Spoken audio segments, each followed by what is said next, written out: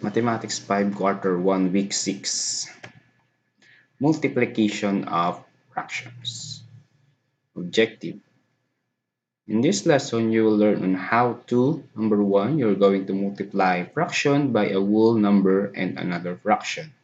Number 2, you're going to multiply mentally proper fractions with denominator up to 10. Okay, let's proceed. So observe these two sets of fraction, 3 11s multiplied by 2 fifths. So 3 multiplied by 2, the answer is 6. 11 multiplied by 5, the product would be 55. So what would be the rule in multiplying two sets of fraction? Okay, very good. So the rule in multiplying sets of fraction, you're going to multiply numerator to numerator, denominator to denominator, and then lowest term your answer if possible. Okay, let's try an example. So direction, we're going to find the product of the following. Number 1, 4 11 multiplied by 1 fifth. Number 2, 3 fourths multiplied by 5 sevenths. Number 3, 7 ninths multiplied by 2 thirds. Number 4, 1 third multiplied by 2 fifths. And number 5, 3 sevenths multiplied by 1 half.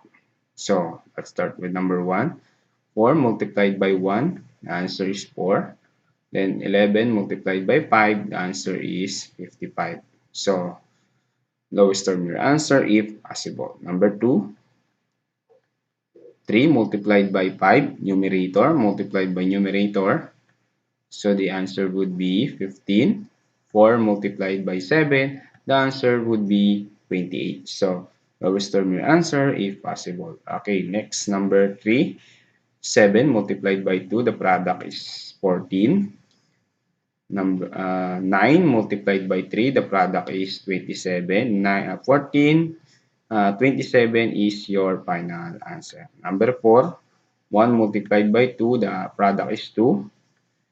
Number 3, 5th multiplied by 5, the product would be 15. So 215 has no lowest term or no common factor between the numerator and the denominator. So this would be your final answer. And then number 5, 3 multiplied by 1, product is 3.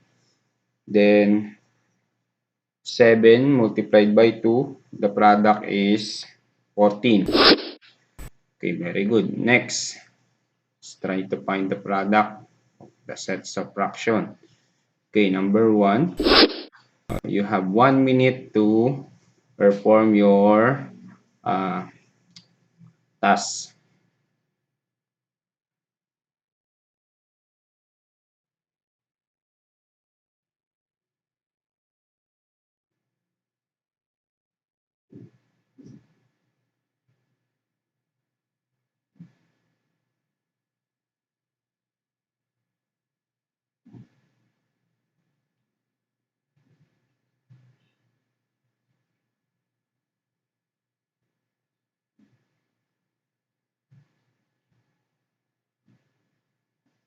You have 20 seconds left.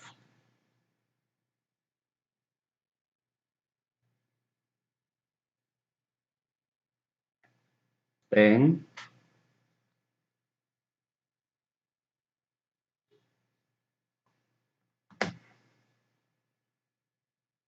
Time's up. So let's check your work. Okay, so number 1, find the product of the following. So 3 multiplied by 1, the product would be 3. Then 5 multiplied by 7, the product is 35. 335 is the final answer. Next, number 2, 1 half multiplied by 5 sevenths. So 1 multiplied by 5, the product would be 5. 2 multiplied by 7, the product would be 14. So that would be the final answer. Because there is no common factor between 5 and 14. Number 3, 2 multiplied by 1, the product is 2. 3 multiplied by 5, the product is 15. So 215 has no common factor, so that this would be your final answer. For number 4, 2 multiplied by 1, the product is 2. 7 multiplied by 3, the product is 21. So this would be also your final answer. And then number 5, 3 multiplied by 2, the product is 6. 5 multiplied by 11, so the product would be 55. Okay, very good. Now, this time, so we're going to identify the GCF of one numerator and one denominator, then cancel. So we're going to use the cancellation method. So number 1, we have 215 multiplied by 5 sevens. So we have a numerator and the denominator. Then first, we're going to find the GCD of blank and blank. So what would be the GCD of blank? So GCD of 5, because 5 and 15 has a common factor. So the GCD of 5 and 15, why is that 27 is not? Because there has no common factor between 2 and 7. So 5 and 15, the GCD is 5.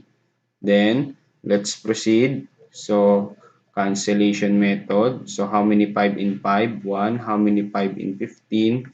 Is 3. Then perform the operation. We have 2 multiplied by 1. The product is 2. 3 multiplied by 7. The product is 21. So that the product is 221. Okay, next. Identify the GCF of one numerator and one denominator. Then cancel. Find the product. So let's find the GCD of blank and blank. So the GCD of 7 and 21. So what will be the GCD of 7 and 21? Very good. So the GCD is 7. So let's use the cancellation method. 7. How many 7 in 7 is 1. How many 7 in 21 is 3. Then we'll perform the operation. 1 times 1 is 1. 3 multiplied by 7. The product is 21. So that the product is 121. Let's proceed to example number 3. So the GCD of blank and blank. So the GCD of 8 and 4. Why is that 1 and 9? Because there has no common factor. So the GCD of 8 and 4 is 4. So that, okay, let's use the cancellation method. So cancel out 8. How many 4 in 8? We have 2. How many 4 in 4? We have 1. Then multiplied.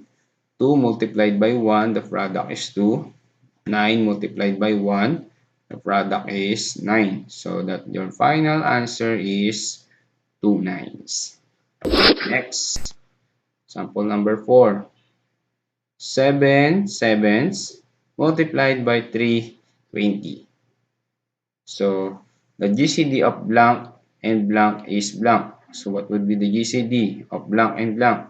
So we have the GCD of 7 and what would be the partner? 7 also, because we have the common factor of 7 is 7. So 7, how many 7 in 7? 1. How many 7 in 7 is 1 also. Then 1 multiplied by 3, the product is 3.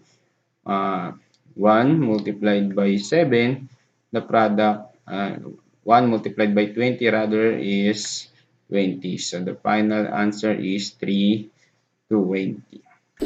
Okay, let's proceed for example number 5. So the GCD of blank and blank. So the GCD of 20 and 50. So GCD of this one is 10. So let's use the cancellation method. How many 10 in 20? We have 2. How many 10 in 50? Is 5. Then there is no common factor. We're going to perform the operation. We have 2 multiplied by 2. The product is 4. 5 multiplied by 9. The product is 45. Okay, so the final answer would be 445.